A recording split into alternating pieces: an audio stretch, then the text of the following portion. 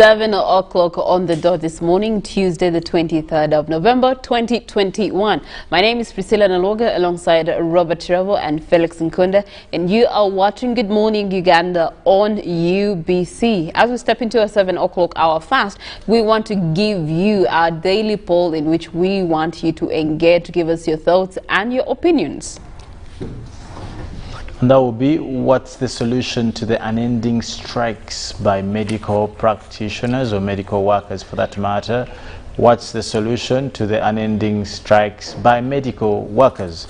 Now that is hashtag UBCGMU. Be able to share with us on our Twitter platform, but also on WhatsApp 0709 60 25 92. And for some of you who are streaming live on YouTube, be able to leave a message there or like the page. Okay, all right, thank you so much. And we do already have respondents there on Twitter as well as WhatsApp. Keep them coming because they're right in time for our newsreel this morning, where we get to look at the ongoing strike by medical workers, which kicked off on Saturday, 20th November at midnight. So by the wake of Saturday morning, it was a nationwide strike by doctors through their umbrella, which is the Uganda Medical Association.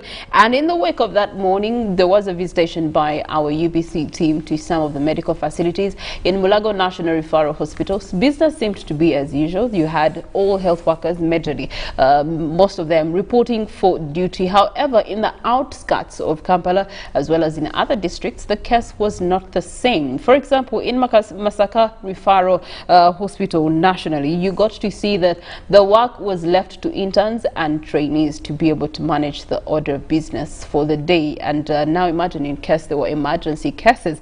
You do have the Uganda Nurses and Midwives Union also calling their members not to participate in the strike because they really aid a lot in how the industry of medicine actually does act in their time. And then you also had their president for the Uganda Nurses and Midwives, and that is Justice Kiplingat, acknowledging that yes, the strike was valid, but also calling nurses and midwives not to participate in it at such a time as this. You do have leaders in the medical practice that also came out to make a statement on to regards this medical strike. You do have the Uganda Medical Association President Samuel Odong coming out to say yes, they are going on with a strike, and of course, given what is known as the bare minimum, hospitals will remain with a skeleton staff to be able to manage the business of the day and the emergencies that would be coming in as and when they do arise. And so some consultants will stay on duty, and also some medical practitioners.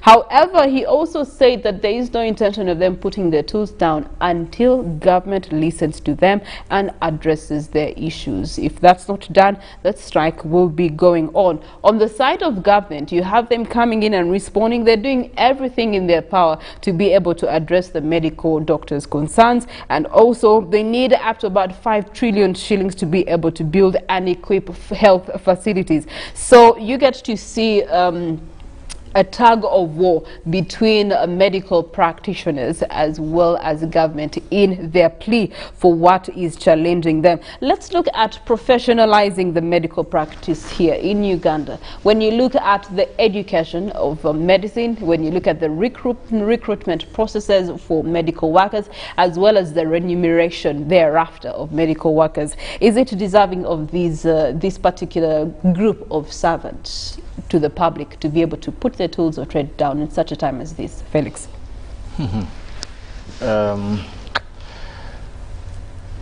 Whether or not it is deserving is an open-ended question, and that entirely will depend on where you stand or sit to view this particular organization. But just taking it all from the aspect of professionalization or professionalism for that matter, when you read into the rhetorical scholars who have written variously or vastly about practice and practice that is professional, there is a purpose to qualify.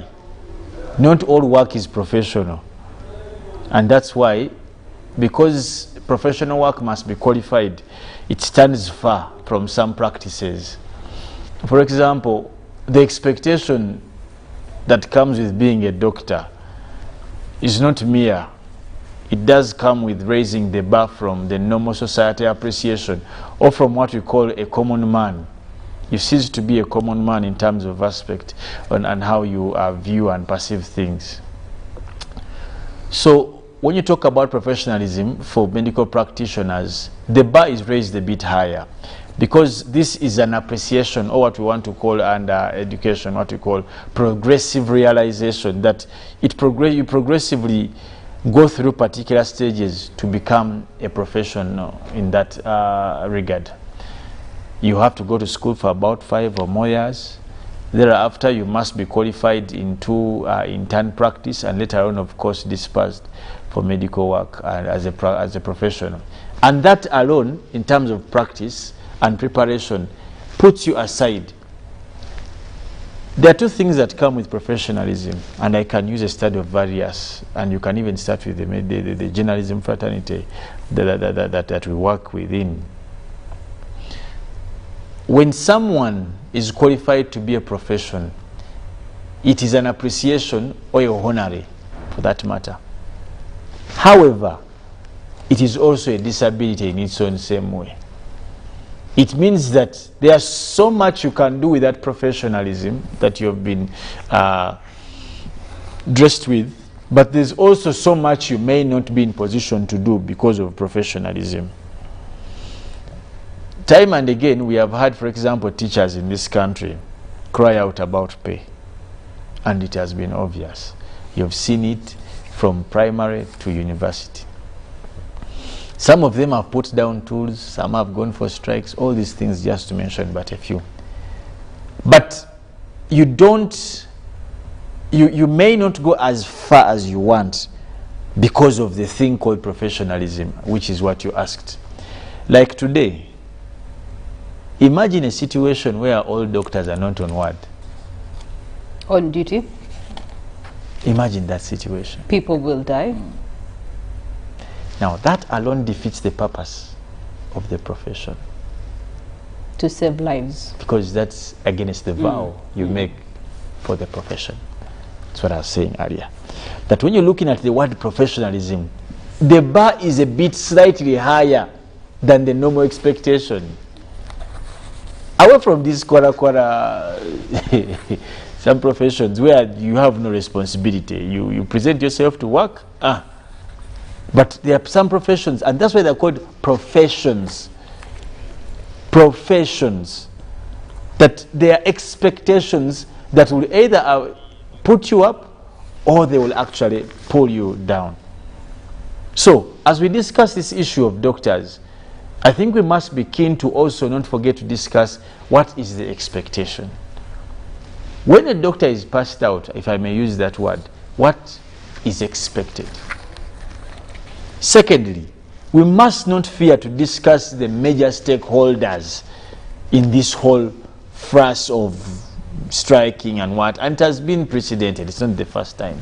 At some point, we were even promised people from Cuba.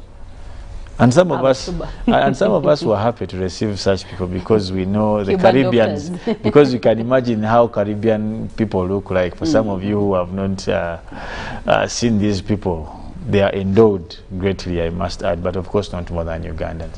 But away from that, Robert, is that we must put to the dock 2 stakeholders, and majorly at this. Are these professionals and their custodian, who is the government? Who is getting it wrong? Is it these people, or is it the custodian? All right, that's a good question. Who's getting it wrong? And you may know who's getting it wrong. Is it the custodians or is it the practitioners? You do have over 1,850 medical workers that are choosing to put their tools down, participating in this industrious strike.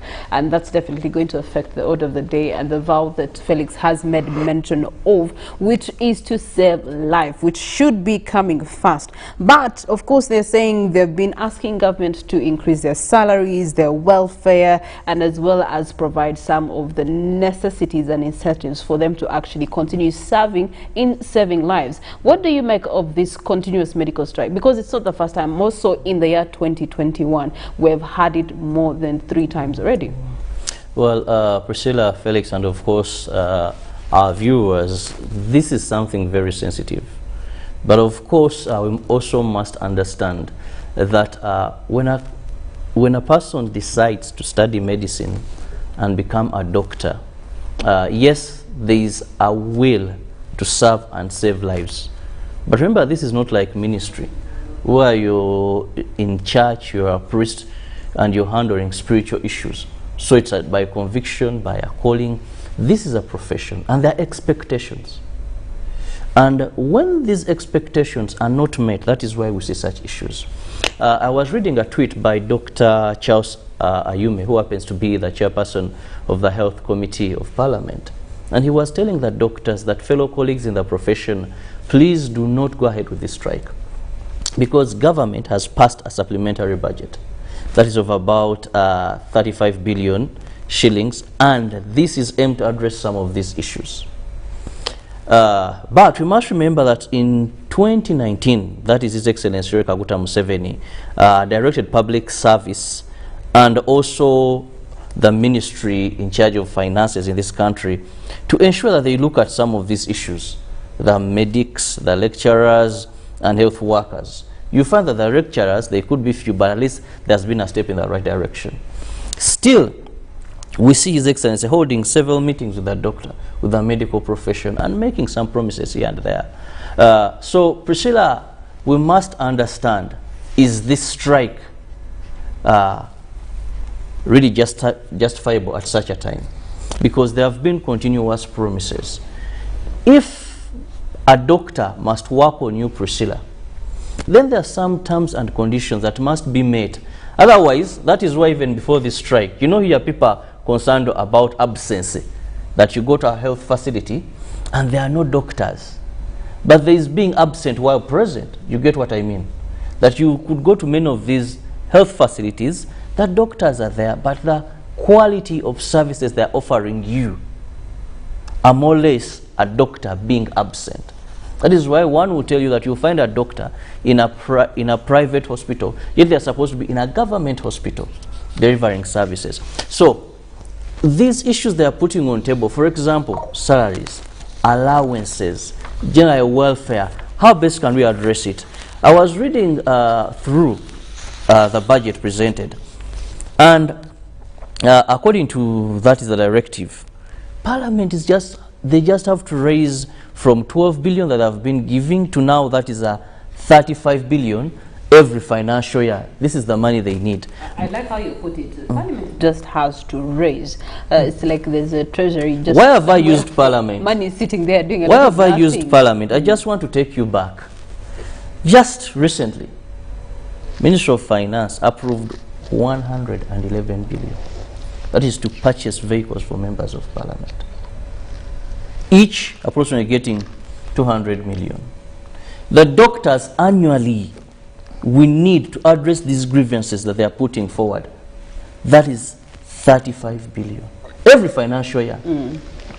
If you are to look at these monies being spent, political, cost of administration, and the medics in this country, because you can deprive a human being of any right, but the utmost right is a right to live. And this is what doctors are doing in this country. So are we getting our priorities right? If you have A, B, C, and D, and we are looking at where your priority has been, we want to believe that these people have a call. Yes, they take oath, but there are conditions.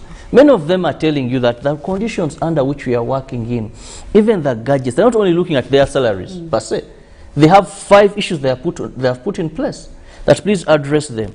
Some may be individual for them to benefit, but others are affecting the way they are delivering services. And of course, I think this is a justifiable cause. Maybe I've seen some looking at the procedures for such industrial action that they could be violated, but I think it is time that the plight of doctors is listened to, because all of us, what we cherish most is life.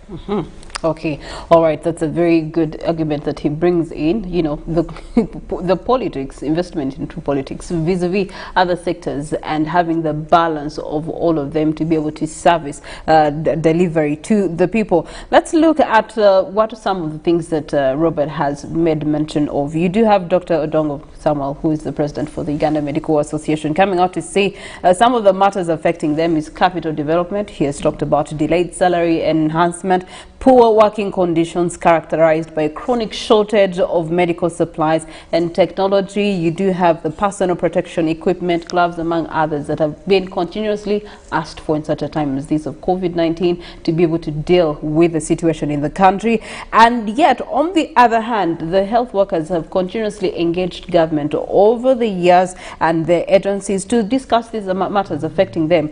To this day, promises have been made, but fulfillment has not matured through. So, and I was listening to my brother Robert, and it just reminded me of how I don't know if any of you has ever gotten firewood. In Uganda, we say kuchawenku. Priscilla, I know, yeah. So you wouldn't know, but I remember when we used to do that. There's something they call, I don't think that, but Robert, that's why it's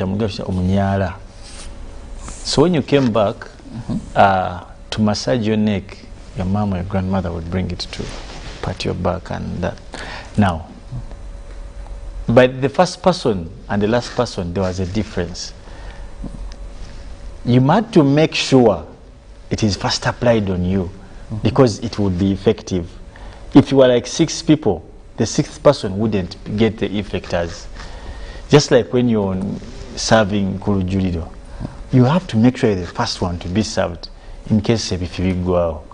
Now, the doctors have failed to place themselves as a tool of importance in this country.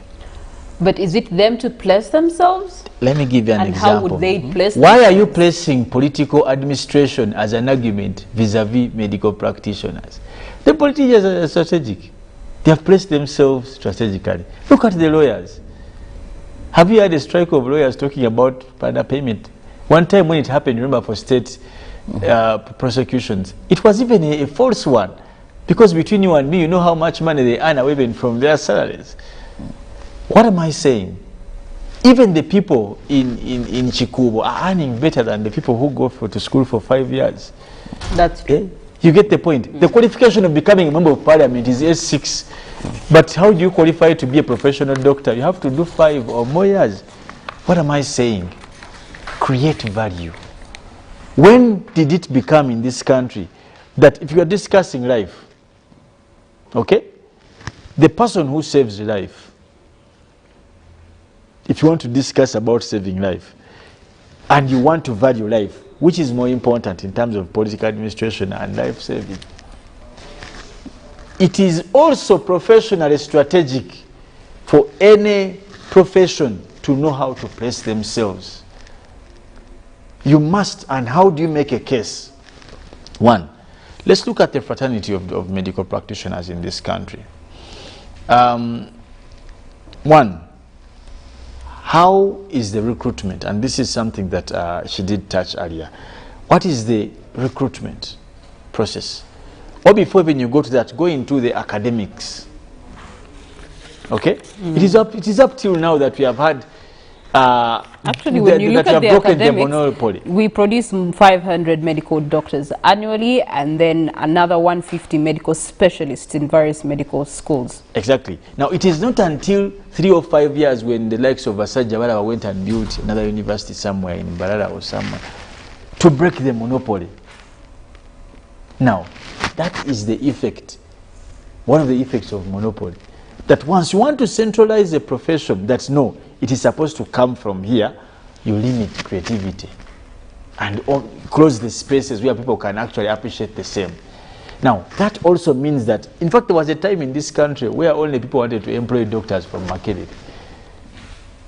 And if you've had word on the street, up until the must in Barra had yes, to they actually had to come in, long leave themselves, outlive themselves to be able to produce exactly as a quality. Now that was a challenge, that because of that kind of cocoon thought that it has to be here, it has to be here, you create bias. First of all, doctors must also know that on top of being medical practitioners, you must engage into medical administration. And most recent, previously we never had hospitals owned by doctors. It was rare. You would find either an investor somewhere, but these are the things we must discuss. That imagine if at least, just like you look at schools, 70% of schools in this country are not government owned. That's why it is easier to determine the pay rate. It is easier for schools, which is not the same. Because in Uganda today, at least 70% of medical practitioners are under government. Now, we must get into the bitter discussion with these professions of how do we try to break the monopoly or to deal with the friction between public and private practice.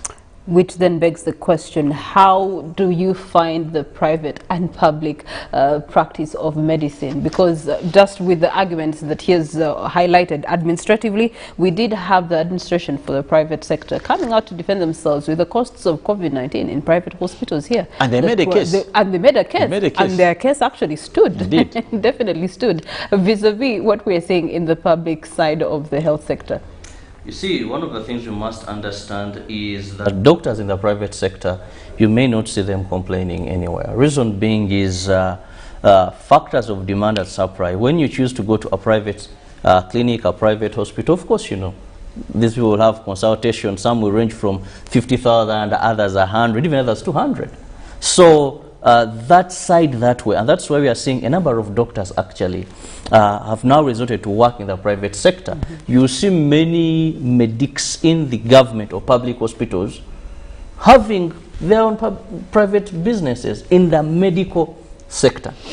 But for me, looking at it with a broader perspective, we are looking at health workers or doctors in public hospitals. And when Felix comes out and talks about them placing themselves somewhere, I don't disagree with him.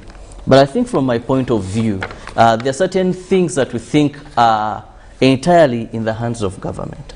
And one of them is the health sector.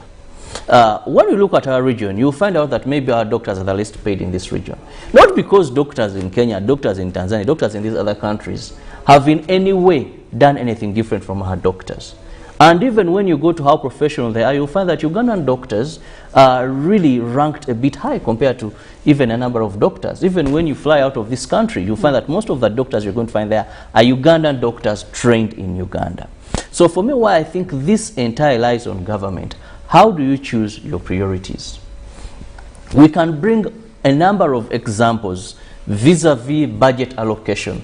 How much is given to But why must it be determined by budget allocation? Why can't it be the reverse, that this is the kind of quality that we have as medical practitioners, and this is what they should be worth of? Because, I mean, if you look at the remuneration for gross monthly pay for intern doctors, you do have 960,000 shillings.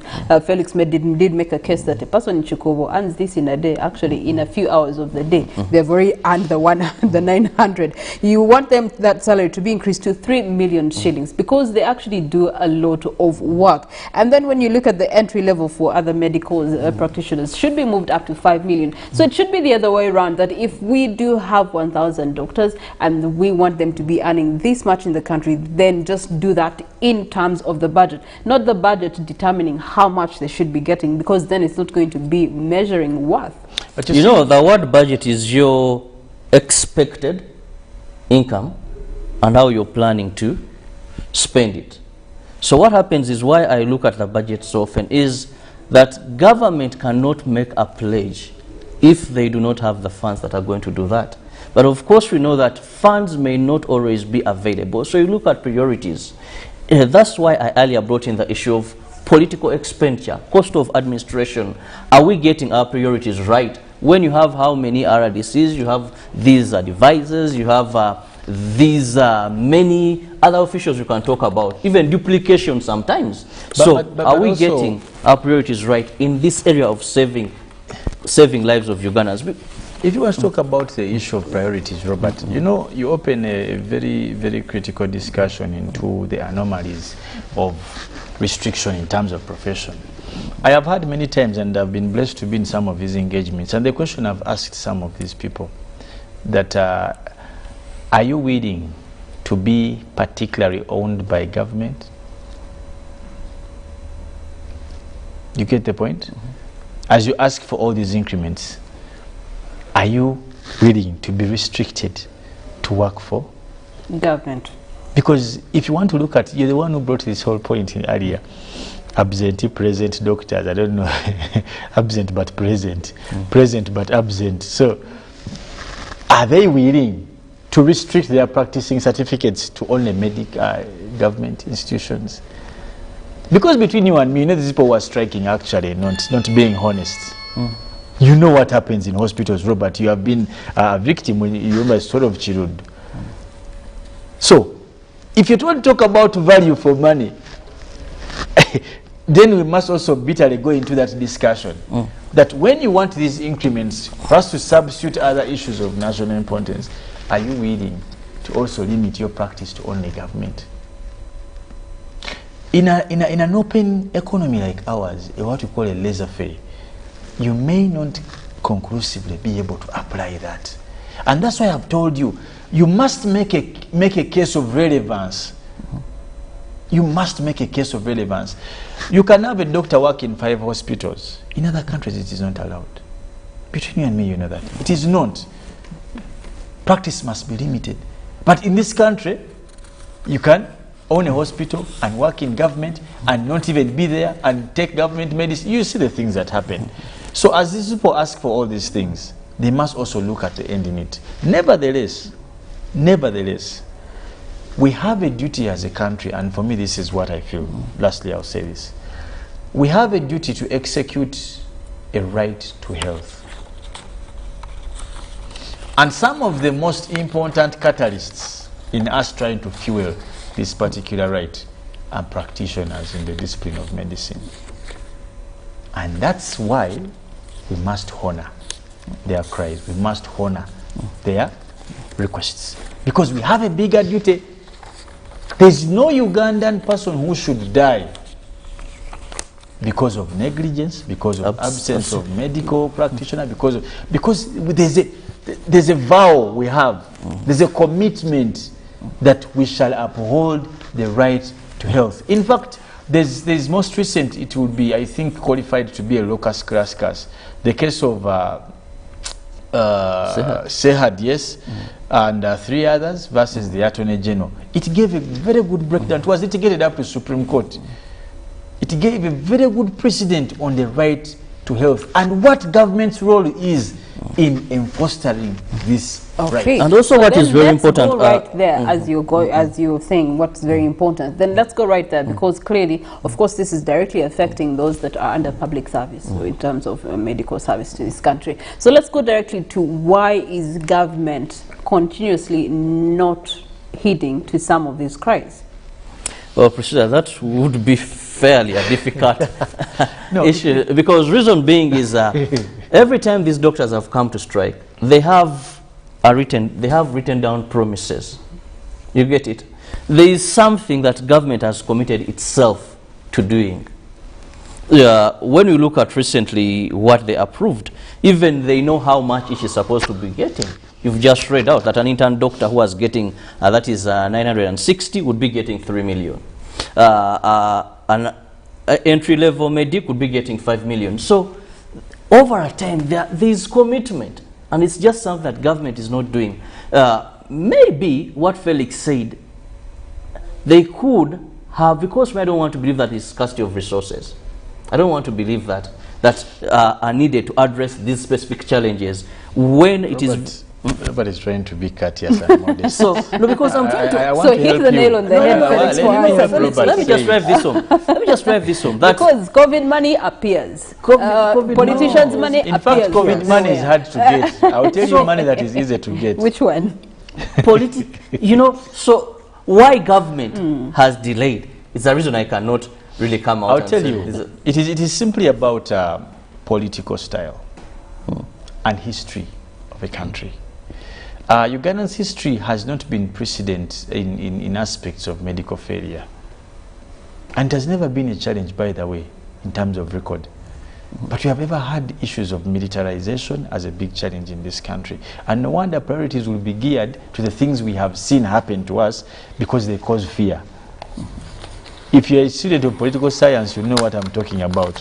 When you try to look at the various laws and the various proponents by different scholars, you read the Cicero's, read also Nkrumah Ngwayo, when he wrote in those books, they bring it out, that priorities will be best placed to the things we have seen happen because we are scared that they can happen again. You get it? But we have not had a medical scourge here. So that's why. And it is going to be very hard for these medical practitioners, like it was very hard for the teachers. At some point, they were told to go and rear goats, you can imagine. And this will be, I'm scared they may be told to go and do the same. Of course, but of course, most recent, if there was an implication that they can hire doctors from other countries, bring them in. But I think Priscilla and Felix, for me, what is important here? That you're saying about when they said they can bring Cuban doctors was relatable to, if you remember, Marie Antoinette. If you can't buy bread, eat cake. So it has a direct relation to that. But we feel for the medical practitioners and we pray things get to. Okay. Your final remarks. To me, I want to just urge government that we believe these are things we can address. The doctor issue, what they are putting on table, none of it is something that really requires maybe even additional support. Looking at our priorities right, let's get our priorities right. Life is the #1 desire for any human being. All the challenge we are finding in our health system, if we can address this, because all these people need is increase their budget, provide the monies that are necessary, and let everything go on smoothly. Thank you, Robert. And unless that is taken into consideration, there are 5 demands, including passing the supplementary budget for salary enhancement, boosting medical supplies, other technologies, employing all doctors, compensating families of health workers who have lost their lives in the fight against COVID-19 or in line of duty, and prioritizing the welfare outside salary. Health workers are resolving to continue putting their tools down in that regard. However, on the other side, the Public Service Ministry in the recent past has actually said they're going to consider a salary increment in there for all public servants, including scientists. This is going to be done in a phased manner. That's a commitment, but the phased manner is also taking long. Among those which you have said, which one is if we can have a time frame, actually, if we can have a shared time frame from the stakeholders, it would go a long way in aiding and giving confidence to these health workers that their pleas are being heard, and then they can be encouraged to return back to work so that these incentives can actually be aligned with what they're requesting for. Anyway, it's a big conversation on Twitter. It has gone by flames. So many of you are sending us WhatsApps in responding to our poll question, which we're going to be later looking at. For now, allow us to take a look into the papers this morning.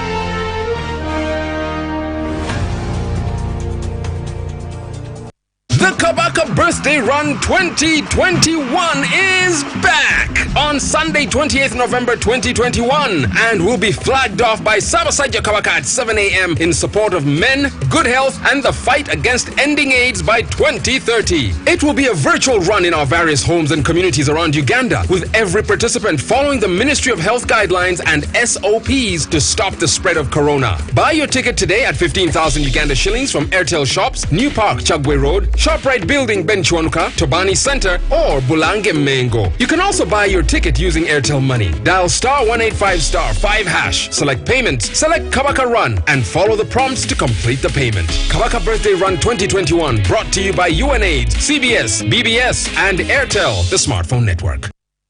It's the festive season and we love it. And that means it's time to celebrate with GoTV. Come with me. So get your GoCoder and GoTV value for 25,000 shillings to watch with the whole family. And if you're feeling extra festive, upgrade to our best package yet, GoTV Super. Something to look forward to. Download the My GoTV app for more information. Super. We all deserve a super festive season. And with GoTV, there's every reason to love it. Raising voices.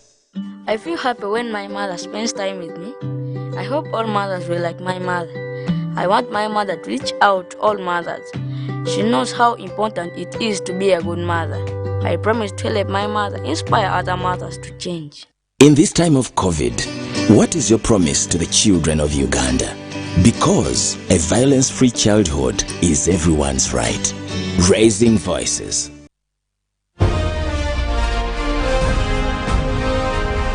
Live from UBC Studios in Kampala. This is Good Morning Uganda.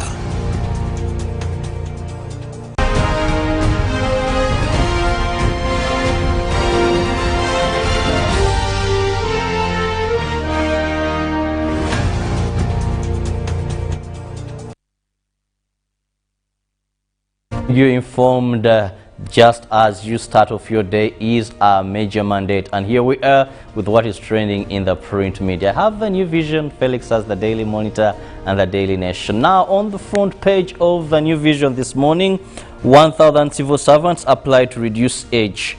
The move to adjust age is linked to fear of retirement. One does never cease to end here. Now still the New Vision brings us more of home learning materials dispatched as we are still in the partial lockdown, and most schools, lower levels, have not yet been opened, and here the government has now dispatched learning materials. There, EC ministers endorse DRC admission.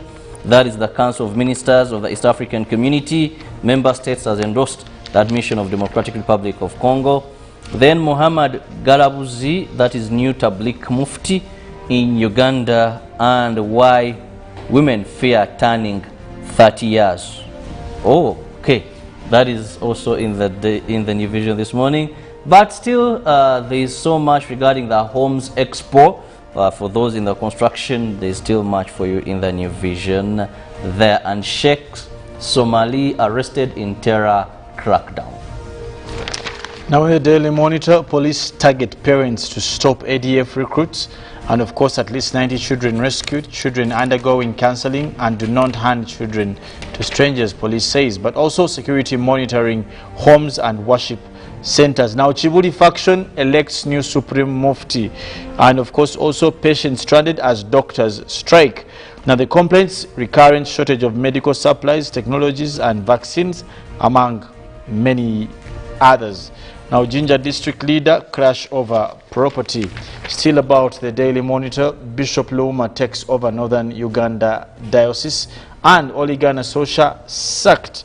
Now from the archives, the President Idi Amin Dada right with some members of the cabinet participating in tug of war on February the 1940, that is 1974. Now today in history, election observers arrive.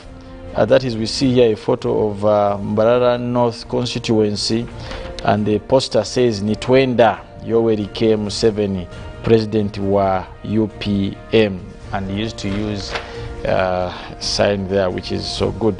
Now Johnson Sirleaf elected president. That was in 23rd November 2005. And in the New Vision, we begin with the COVID-19 tracker. New confirmed cases 22, positivity rate 0.4, new death 1, total deaths so far 3,249. And please once again go and get that jab so that we can fight death as a result of COVID-19. But also, even when you're vaccinated, still perfect the standard operating procedures, which you know very well. Have your mask on, social distance, and of course do not touch your face or the soft parts of your body without washing your hands or sanitizing with water and soap. If you have a sanitizer, the better.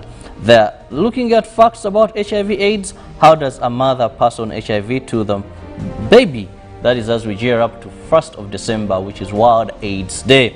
Still in the New Vision, we look at history, and that is, it was on this very date, the 23rd of November, the year 2007, when the Queen opened CHOGM. Queen Elizabeth II opened the Commonwealth Heads of Government meeting in Kampala. Still, the New Vision brings you more regarding that is also HIV/AIDS, as more information is given in the paper today. Now in sports, Epic Kiplimo joins world record class, and Silverbacks again 2 broke for World Cup qualifiers. Now Benfica test Xavi's method and Barca's conviction in staying to Xavi's Hernandez principles. Face there, that is Underhero eager to set defensive mark at URA, and also Sundown captain urges women to chase their football dreams. And in the New Vision Sports, we look at Captura, the second of the 8-part series. And of course, there is a scout there scouting for the next Chiptegei of Uganda, looking for more stars. And still, the New Vision has more regarding that is soccer as well for you this morning. But don't forget, Ruben will be here to give us all the updates in the world of sports. And of course, those catchy, interesting conversations there. Now also in the Daily Nation, inside Raila and Ruto's, well, of course, those intending to run as independents must resign from parties 3 months to the polls. Now, inside Raila and Ruto's plot to block defectors, they give you on what both parties are considering to deal with the same. Of course, much of the same, again, is related to the elections, and one of the stories there is book serialization and the problem with teachers' medical covers there. Get a copy of these stories, you'll be able to tell and probably read what's inside the tabloids. But apart from that, we also want to take you onto the roads with Priscilla Nalwoga to be able to tell us on where she's taking us from to where in this beautiful city. Well, thank you so much, Felix. Looking at the traffic update within the heart of the city this morning, I want to make my stance from Kalere Market, trying to head into Sasi without actually going through the city center or the major routes as they are known. In Kalere this morning, we get to see a traffic line there that is starting all the way before the Kalere roundabout onto the roundabout, which does give you access onto the Kampala Northern Bypass into the market area.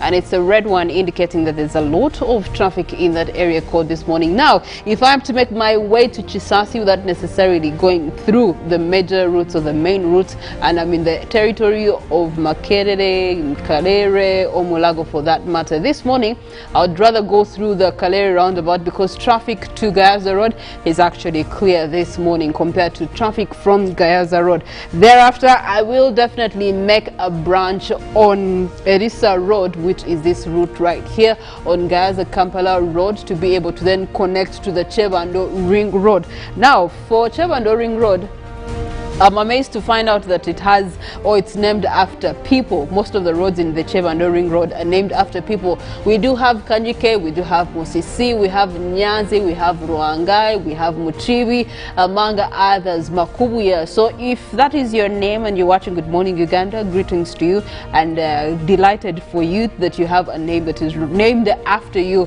in this capital, Kampala. I need to look for one that is named Nalwoga. If not, I will have to make a road for myself.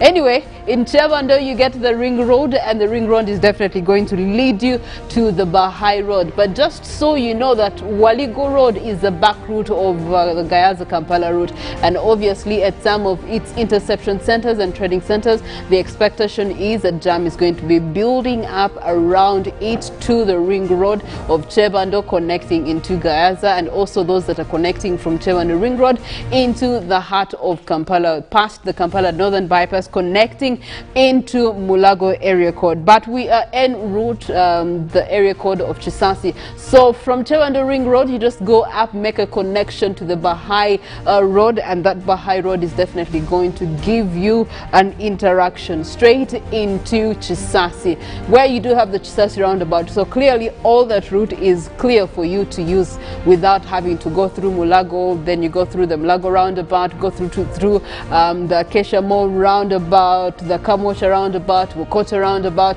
all that can be avoided by just using this back route from Edisa, connect to the Chemando Ring Road, connect to Bahai Road, and then this is going to bring you up what is known as the Koto Chisasi roundabout, which obviously has a little bit of an orange line, residential areas majorly, so obviously those have to start making their way to the heart of the city.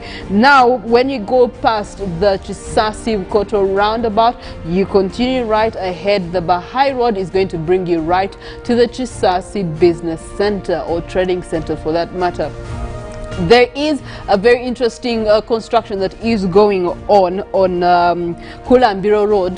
Kulambiro Road is right now closed, and there's construction going off, so there's no actual direct entry point through into Kulambiro side from the main route, which is in the Chisasi Trading Center. So the alternative routes that I actually tried out over the weekend, there is a route here that is just shortly after Satellite Hotel. This road here then brings you into Kulambiro area. If you follow it directly, it's going to bring you back to Kulambiro Road. However, of course, you have to be very, very patient because it's a small road. It doesn't take in big cars, and many of you are investing in big cars lately, so it has to be one car at a time at some of the sharp corners in there, because ideally it's a residential road. But away from that, of course, you do have the trading center having some sort of traffic in there, but if you maneuver past the traffic, then you're good to go. From Chisasi Trading Center heading onto the Kampala Northern Bypass, where you do have the Chisasi roundabout that has newly been done, getting to see how the traffic is looking like into Ntinda. Well, you get to see a makeup there of a red line heading into Ntinda Chisasi Road, and in front there they will be getting into the trading center for Ntinda. You also do have an orange line for traffic that is coming in from Nalia, interacting with the Chisasi roundabout, and I think still trying to connect into Ntinda. So usually people from Nalia, rather than go through Nalia Road, which then will give them some sort of jam, they would rather come back, use the Chisasi roundabout and enter Ntinda directly. Obviously, you do have a road that is continuously being closed here in Ntinda Chisasi Road, and it's not accessible for traffic right now. This would have been a good connector road to the Kampala Northern Bypass, but they're still working on it so that it can better manage the traffic in the area code of between Chisasi and also Ntinda. Now, speaking of Ntinda, you do get to have a sneak peek into the trading center and see how the traffic is flowing there. Lots of traffic jam on Magambo Road because it's now the alternative feeder road that brings in traffic for the residentials into the heart of Ntinda around Hardware World, and so that definitely is going to be costing you a lot of time and fuel, given the fuel prices also. Now, a liter of petrol can be as high as 4,500 or 4,600, and diesel as low as 300, 900 on the more lenient side, but on the higher end 4,100. And so the people who say please pick me up, please contribute to the fuel that is picking you up. Anyway, in the trading center of Ntinda doesn't seem to have much traffic jam ever since the introduction of the traffic lights. Away from that, looking at our poll question this morning and your responses to the daily poll. What's the solution to the unending strikes by medical workers? Hashtag UBCGMU. On Twitter, your responses are quite interesting. Albert comes in and says their promises should be fulfilled, as simple as that. Okay. Another tweet saying Lando Edgar saying medical workers, like all other government workers, need a pay rise, better accommodation, insurance and care, because at most universities' medical courses are far more expensive than the rest. We do have another tweet. Trades Plumbing Services says set very good remuneration for them. Politics has ruined this country. Life's failures are earning more than land guys. Okay, that's a very interesting one. Okay, Nasazi Regina comes in and responds to a daily poll on Twitter this morning saying, let the government fulfill its promises. We are starving for they are enjoying. At the end of the day, they want us to serve faithfully. Health workers' lives also matter. Even the ethics tell us to first be served safe to serve the patient. The safety begins with the mind. Okay, it's a very interesting argument. Be safe to serve the life. Simwe Ozil Mugisa says government should give them a reasonable salary because medics suffer a lot in hospitals. Over Patrick, another tweet coming to respond on Twitter saying they should be encouraged to be patriotic. They are being patriotic, actually, more than patriotic. We do have another one, DJ, I think Julio Fro, you're saying give them money, and that's a period. You do have Omudoipe. Sorry, he says pay their taxes, and Gonya Balams says salary increment, and more and more. We do have those that have gotten to our WhatsApp line to engage in the poll question. Still, what can be done to end the unending strikes for medical practitioners that have been going on since May, actually, 2021. You did have the interns have gone on strike, the midwives have gone on strike, you do have the nurses that have also gone on strike. It's been strike after strike. Now, we do have Tony Kent say fulfill promises stroke pledges made to them and handle their situations lawfully. We do have another respondent here. Good morning, Uganda. Amina Dawa from Arua City. I think the government should add something on the salaries of medical workers, improve their working conditions, and also avail them with necessary operational gadgets to make their work easier. This will motivate them and will stop their strikes. Thanks. Greetings to Robert and Felix. Another respondent here on WhatsApp saying, good morning, family. I think on a larger extent, the government has deliberately refused to hear their cries. Those people risk their lives over work but earn little, yet they have different responsibilities. So several reasons for their endless strike. But on a smaller extent, medical workers also have to be patriotic. They must note that they belong to a third world country. These are people whose complaints come amidst different problems in the country like inflation, insecurity, etc. Believe me, even if they increase their salaries, they will never be satisfied. Cricket Derek Gamgamel. Well, thank you so much, Cricket. And finally, good morning, Uganda. Obix Obi from Masindi. Medical workers should stop this issue because they are the only lives of people, especially in the situation of COVID-19. Praise be to the Lord. Well, those are some of the responses that we have had there on our daily poll this morning. Either side is right, and they have a right to, do what they're doing. But at the end of the day, we call for service, among other things. While there's a strike, let's continue with the service to the people, especially for public facilities such as national referral hospitals. At such a time as this of COVID-19, skeleton staff may be okay, bare minimum, but then again, to handle the pressure that is currently being faced by the health sector, maybe there should be some more consideration by those that are under the Uganda Medical Association as they await the pleas to be responded to by the stakeholders, government in particular. Anyway, that is the 2 cents of it this morning. We do have Good Morning Uganda agenda that is coming through in our 8 o'clock hour, discussing how the business community can continue to thrive in the